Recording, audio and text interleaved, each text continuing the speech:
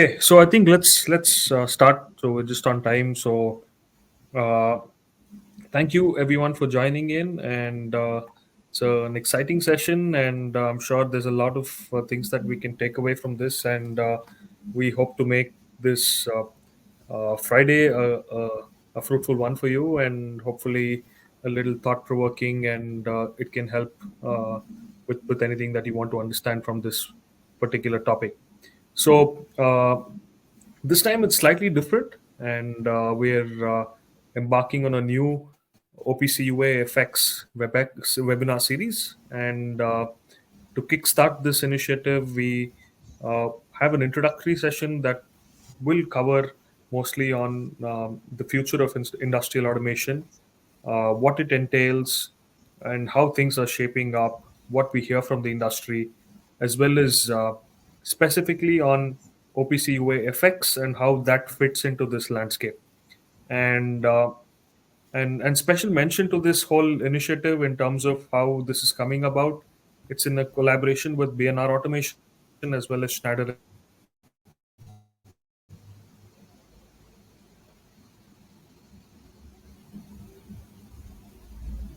industrial community on the adaptation of OPC UA FX, the key benefits, what it takes to sort of go about implementing this in your products, what are the benefits for the end customers, and yeah, to sort of foster this sense of community, we want to bring in more people into this.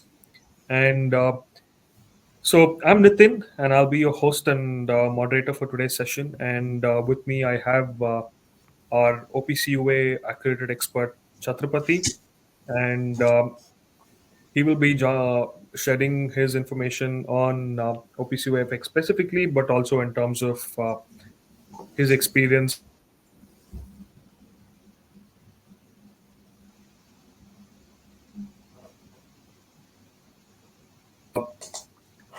and yeah, so between us, we'll try to cover as much as possible to make this an informative session. And this will run for about 45 minutes, and we'll have enough time for a question and answer session. If anyone has any comments, please do drop them in the comment box, and I'll bring them up along the way. And and yeah, so the objective of this particular session was to cover the key concepts that are currently driving the next phase of industrial automation, and specifically things that overcome interoperability issues, real-time data challenges, and also how OPC UAFX comes in with a transformative impact on enabling secure and seamless communication on the industrial automation front. So, without much ado, I think we'll get started. And and the first point that we'd like to sort of bring up is, of course, around how the future of industrial automation today lies, right? So, in terms of that, so there's a lot of tech talk that is happening currently in the industry in terms of the next wave that is driving digitalization as well as sustainability. But when you holistically look at how things look like or come together, it's there's a sort of implementation curve from an end user perspective as well as how uh, technology providers have to gear up to this. So I think the if you can share a little more insights on how this transformation is coming about, and how this indirectly sort of comes together with specific benefits for the customers, right? Ultimately, it's the manufacturers who have a say in this. That would really help, I think, bring this together. Yeah, over to you, CP. Yeah, thank you, Nithin. So, in a more traditional way, the architecture is very much layered and it is rigid. So, in every layer, the instruments and the specific hardware and specific applications, they have a rigidity towards them, and the data flows from field level to the upper levels in a hop by hop or layer manner. And security policies also, again, it changes between each layers and how the data propagates as well. So with all this and all these applications, again exchanging data with different type of standards, different type of protocols. So all of this makes it a very rigid architecture. So the industry is moving towards having a much more flexible and open architecture to accommodate all the new age challenges that are being faced by the end users and the industry, and including the OEMs as well. So, having said that, the key areas to look for is having a software defined infrastructure that can accommodate uh, any quick changes or updates or new features and functionalities to be to adapt to that.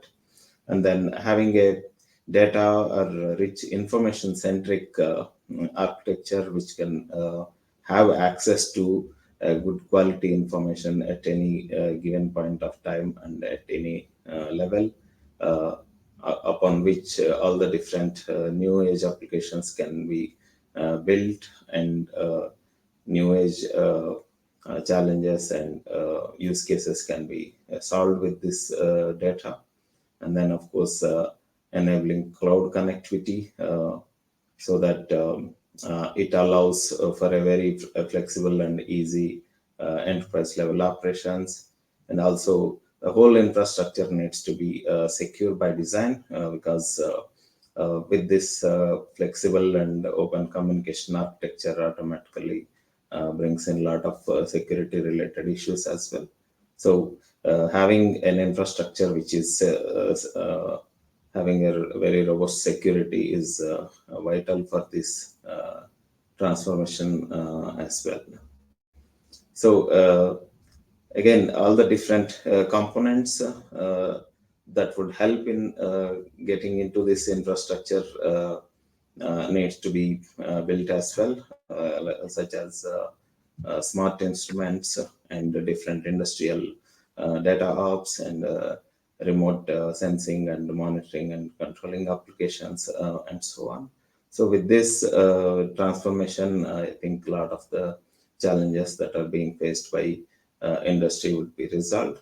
Of course, it also opens up new opportunities for OEMs and other companies to build a value added services and value added applications on top of the data and other information that is available after this or during this transformation.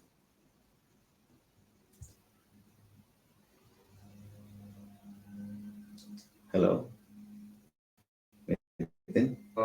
Thing is going about is ultimately it comes down to, let's say, having access to data and the aspects of interoperability. So I think if you can highlight a little more in terms of where do we stand today with interoperability itself, like how is that coming about, so that I think that pretty much underlines how OPC UA FX comes into the picture, right? Like, and before we get into a little more details on OPC UA FX, maybe understanding the evolution of interoperability itself is a good starting point. Yeah, of course. So from the very beginning, vendors have their own way of doing things. So in terms of their specific instrumentation, their specific IO module, it only talks to their specific controller. Uh, this way, the interoperability is doesn't exist. And if you are buying a specific component or some of the components from a specific vendor, then you are locked in to use the entire system end to end from that specific vendor, and it only works with that. So, in case if any specific component of a system has a better features from a different vendor, then you'll not be able to take advantage of that. In addition to that, if you are trying to build uh, any parallel applications to serve your specific needs, then having access to that data in a in an open and understandable format also is challenging. So that was the case before. And slowly, some of these vendors, whatever the specific communication standard that they have been using, have been making it public and made it available through consortiums, and different companies started being part of these consortiums, maintaining these standards. That's how a lot of these industrial communication protocols have been developed, whether it is Ethernet IP, Profinet, Ethercat, and so on. So with that, we come to the current stage where the interoperability is much better than it was before. Now, any vendor supporting a specific protocol can have certain degree of interoperability with each other. Uh, so with that, uh, systems supporting a specific protocol, then you have a choice to use other vendors components as well which support the same protocol. So then you can have a little flexibility in coming up with your system. But still, this doesn't provide a full interoperability. Again, you need to have some kind of drivers or protocol translators and other means to achieve a true interoperability when you have systems from different vendors supporting different communication protocols as well. So the OPC UA and its technologies, different technologies that are part of OPC UA, they're enabling and further evolving to achieve full interoperability in the industrial space. Perfect. Thanks, CP. I think this pretty much underlines what we were sort of leading towards, like in terms of why OPC UA FX, where its relevance is. And I think you briefly highlighted in the beginning around the the sort of layered architecture in terms of the hops and all of that Yeah, coming about. And I think maybe talking about a little, highlighting a little more on those points would be a little interesting before we get into some technical aspects. yeah, sure, sure. So as you can see again, this is a very layered and standard architecture that is on the left here. So the data exchange happens either within a same layer or between layers with custom protocols, and the data models are again incompatible as well. So each device and system will have its own way of representing the data, and that too, the model itself is again a custom one based on which standard and which protocol or specific application that is being used. Also, when the data is getting propagated, it gets processed, it gets filtered, and everyone who's gathering the data from either the peers or from the devices in the down layer, they get to choose and filter and process and make only that data available for the above layers. So with all this, the quality of data degrades as it propagates through these layers, and most importantly, it loses the context and more vital semantic information. It just becomes a data point and its value uh, kind of system.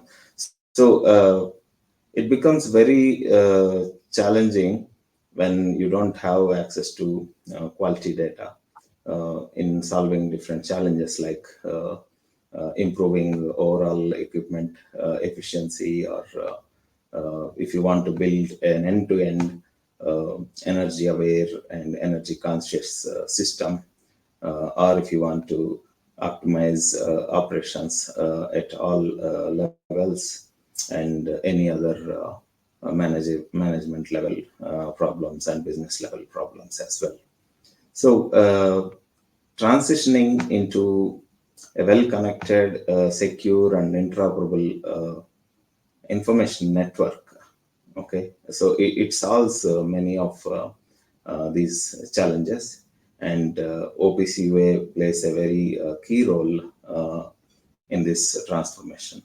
So OPCA with its rich information model capabilities and different discovery mechanisms and uh, all the different consortiums that have built and designed and standardized information models for specific applications.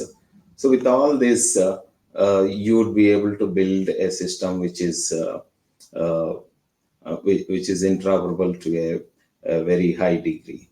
So, in addition to this, the technology itself is very much scalable, meaning you can have OPCA on a very small embedded device with few nodes pushing the data to a very high performance system handling multiple hundreds of thousands of uh, data points at any given point of time.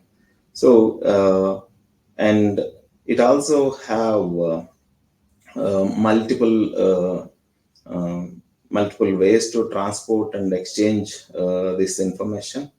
Um, so with this flexibility and then with this scalability, so it is easy for you to have OPC UA vertically in any of the layers as well, moving away from where the OPCA used to operate in a traditional uh, manner. So again, OPCA has different technologies within it, the client server, and then the observe over MQTT and the MQP. These technologies enable building in connected ecosystem in the upper layers, whereas OPC FX is focusing on bringing the same level of connectivity, interoperability, and security, and much more higher performance to the lower levels with controller to device, and device to device connectivity. So with all these different technologies coming in together, you have something which you can use to build a complete connected uh, data network, uh, which doesn't have uh, the limitations or challenges that you have in the traditional architecture.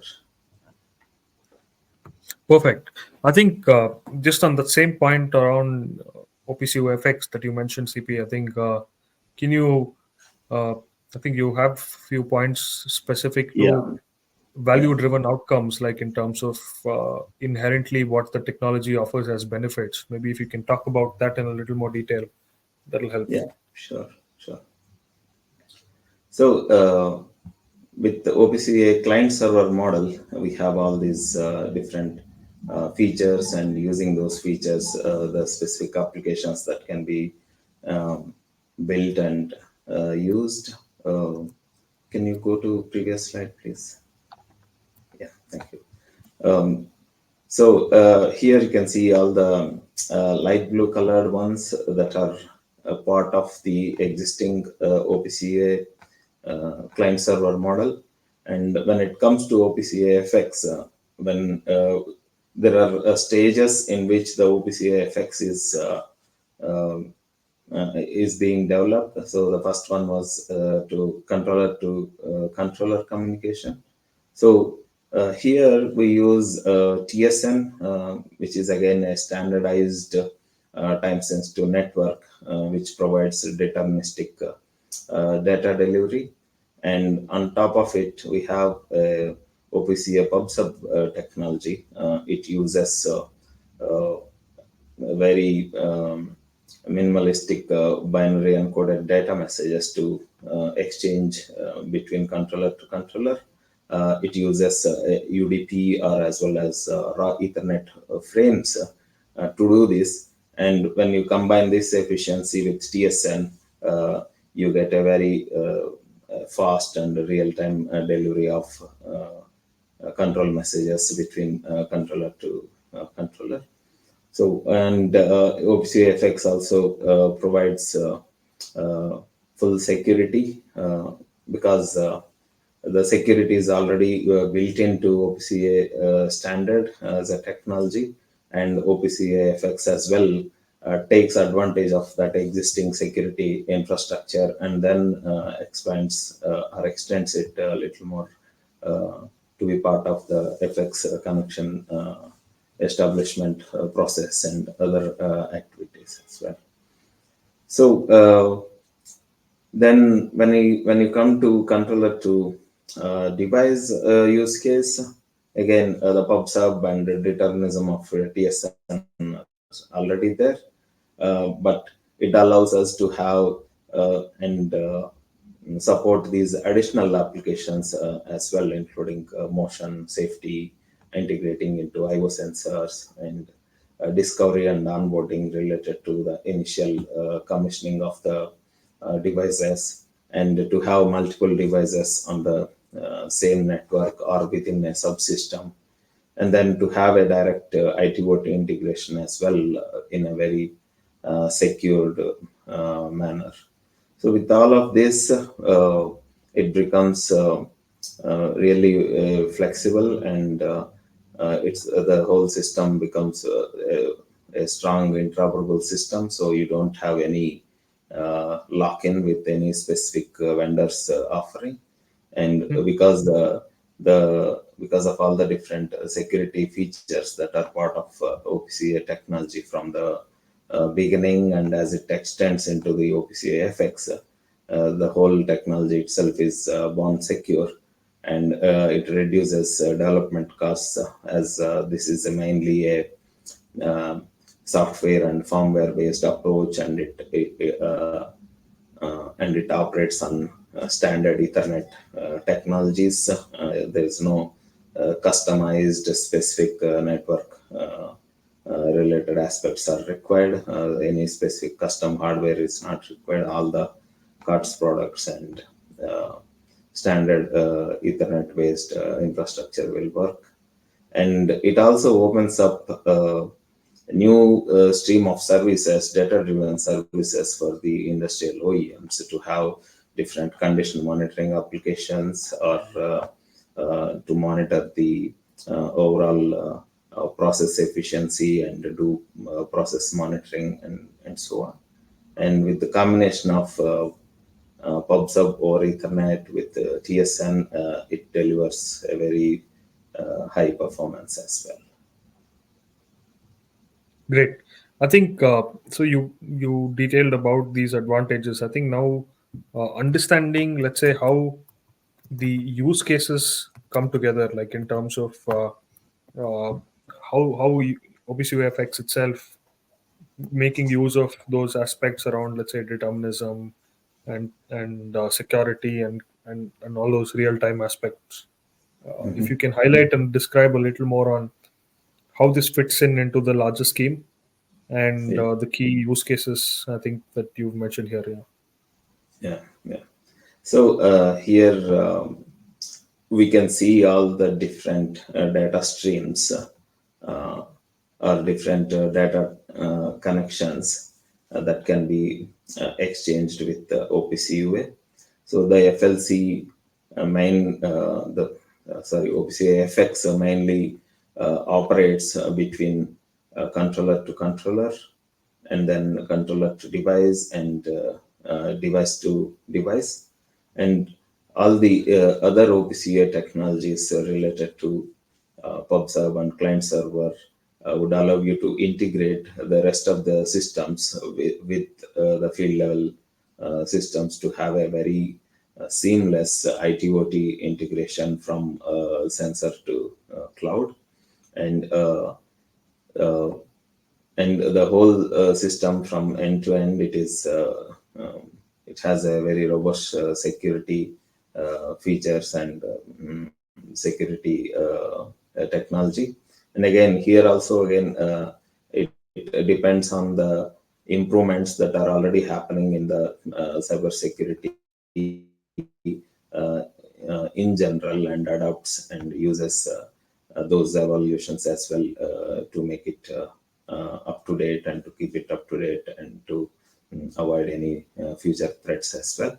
And with respect to wireless integration, when it comes to either 5G or other wireless technologies, it provides the configuration and other adaptation approaches and layers to have to be able to use any of these wireless technologies as well.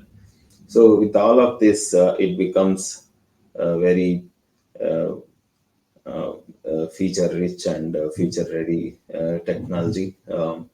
Even some of the cloud infrastructures that are available have built in OPC PubSub modules. So, for example, Azure have built in OPC PubSub modules with which you can directly subscribe data from any of the controller that has OPC PubSub in it.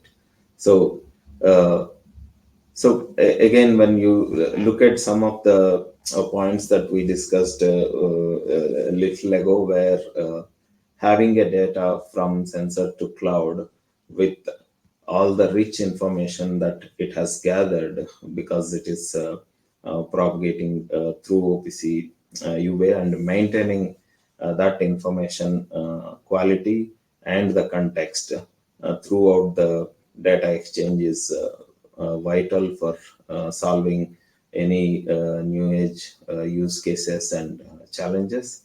So, having a seamless connectivity, even from sensor to the devices and controllers and beyond, through a open and interoperable standard, uh, makes way or makes path for having such applications and solving different problems.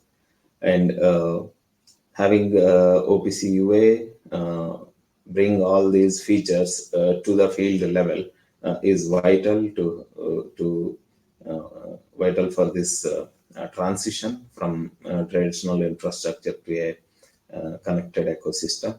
And OPC FX plays a key role in bridging this gap.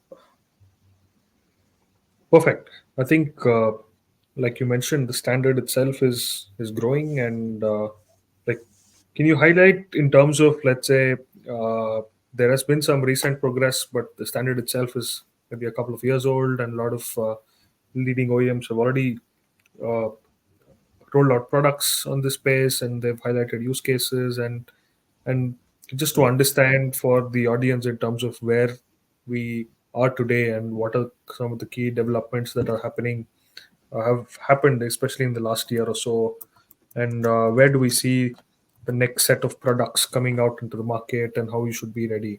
So if you can briefly touch upon this, that would be great. Yes, Nithin, sure. So, in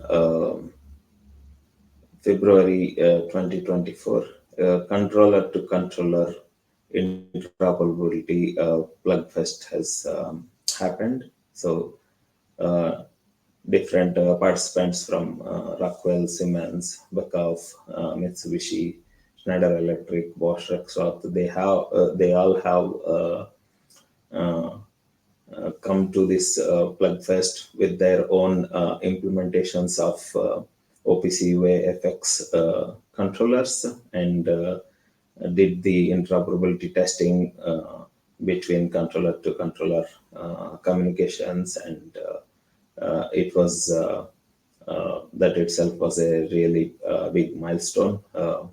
There were several demos as well that were built and demonstrated prior to this Plugfest, but having a Plugfest where multiple vendors with their own controller implementations coming to coming together and testing with each other, uh, that provides a very clear picture of how committed all the vendors and OPC Foundation in making this technology uh,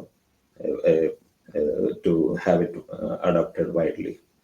And in April, um, OPC FX controller to device activities has happened. Here again, different working groups with large member companies, more than 260 member companies are participating, and several companies have confirmed their participation as well into this controller to device workshop as well. And in July, uh, there is this standard TSM based standard already on IEEE standard that is already there for standard network, nothing specific to industrial.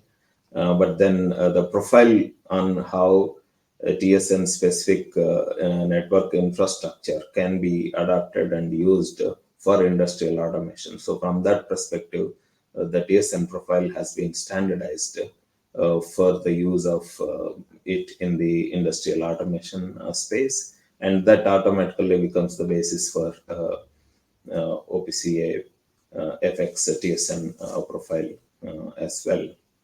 And in 2024 November, the controller to controller compliance testing program and for the vendors to test their own implementation, a compliance test tool also will be available.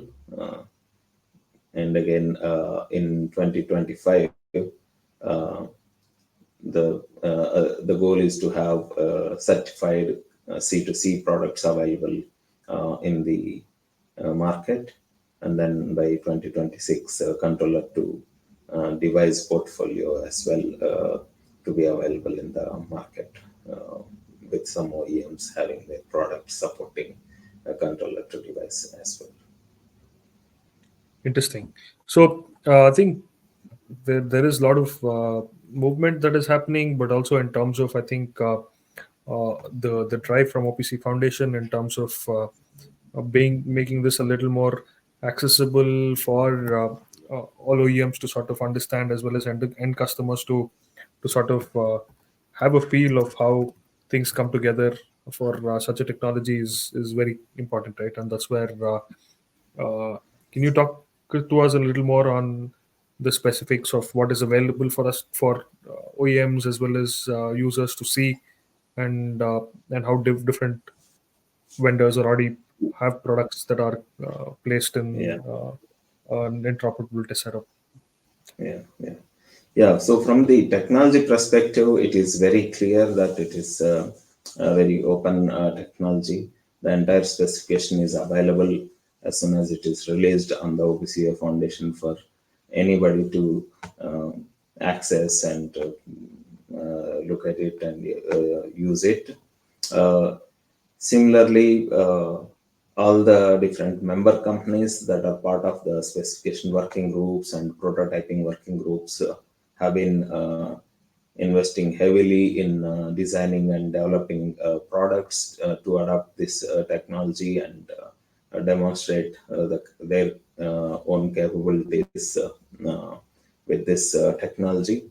So, one such initiative was to build a multi-vendor end-to-end demo wall where Hmm. different controllers from multiple vendors, and then the infrastructure components from multiple vendors, and as well as the configuration and control software from multiple vendors come together and demonstrate a complete end-to-end interoperability has become a very important aspect of this whole initiative.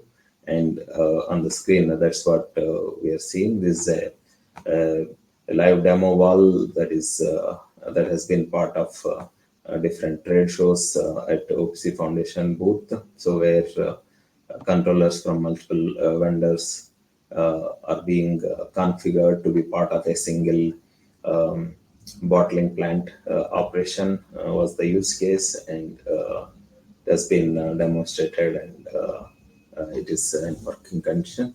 And most of the new controller prototypes from all these vendors support OPC UA FX already, and they're prepping for getting them certified and to release into the market as well. Yeah. Perfect. Thanks. So I think I have one final important point, like in terms of uh, how does this whole thing come together from, let's say, an implementation standpoint for an OEM, as well as for, let's say, someone like a machine builder who is putting together solutions for an end customer, right? Like in terms of uh, the often the dilemma with any new technology is two things, right? Like one is, if I have something, why change? And then okay, when I'm building something new, what do I select?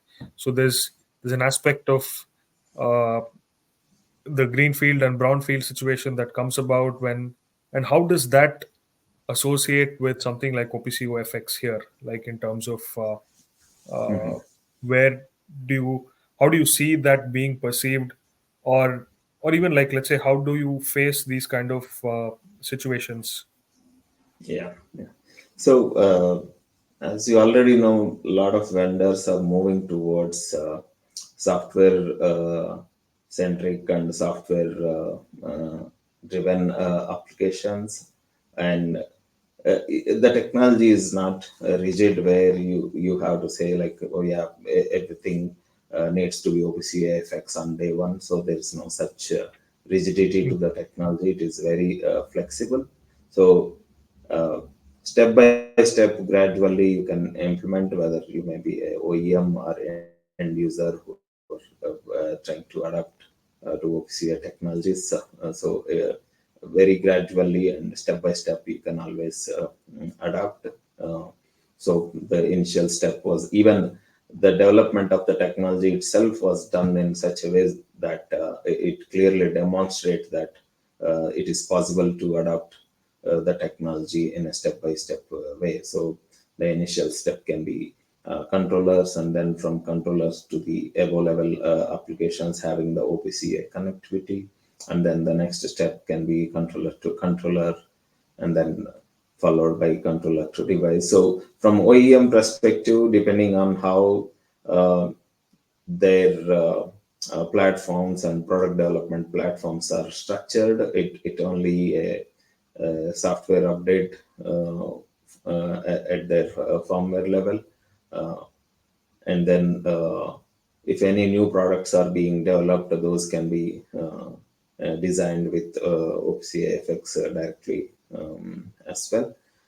From the end user adaptation point of view as well, it is same. So uh, you can choose to replace gradually as and when things are becoming tight for them based on the use case and based on specific problems that they are trying to solve. They can adapt this technology step by step. Perfect. I think we pretty much covered what we wanted to, CP. I think in terms of uh, understanding how OPCUA fits in, OPCUFX specifically fits into the larger scheme of things, and with a lot of those aspects around, let's say, the future of industrial automation itself, in terms of how uh, the different aspects of software defined architectures, as well as secure by design and cloud enabled things that are coming about. And and I think this really was was to coming together of a lot of these things, right? Like, and that's where the objective for today was to understand where we stand, and and let me see if I have some questions. If not, I think I can sort of highlight some points before we conclude. So no specific questions. Anyway, so the comments are open. So anyone having questions later on can still put them up, and we'll answer it anytime for you.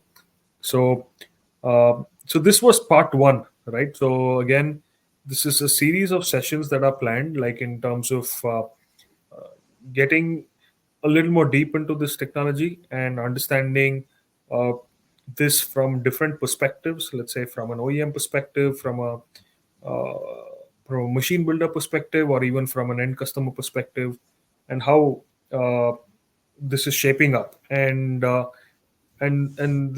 larger goal is to sort of educate the community in this space, and there's a lot of material already available in the web, but we just want to sort of use this forum to sort of spread the word, right? Like I think so this was a short introductory session to sort of line up this particular webinar series. And thank you, CP, for being part of this, and sort of giving your inputs, and highlighting these points that I specifically brought up. And again, just to sort of summarize, this is a series where you will, every 2 weeks, you will have uh, a speaker come in and bring a new perspective on a specific topic. And currently, this is a joint collaboration initiative with BNR Automation as well as Schneider Electric. And we would welcome other leading industrial OEMs to join us as we sort of go about embarking on this journey around OPC UA FX and educating the industrial community on adapting OPC UA FX itself, right? And I think this was a quick short session, and we will see you soon in a couple of weeks, which will specifically go into the topic of implementing OPC UFX into, let's say, a machine, and following which we'll get into a little more specific on the network side, where it's about defragmenting the industrial networks and how that sort of plays a role in this whole thing, right? Like, and thank you for joining us, and I hope this was worth the time for you. And there are some takeaways, and if you have any questions, do let us know. And keen to sort of see you guys pretty soon, and get this going. Thank you. Thanks, everyone. Thank you.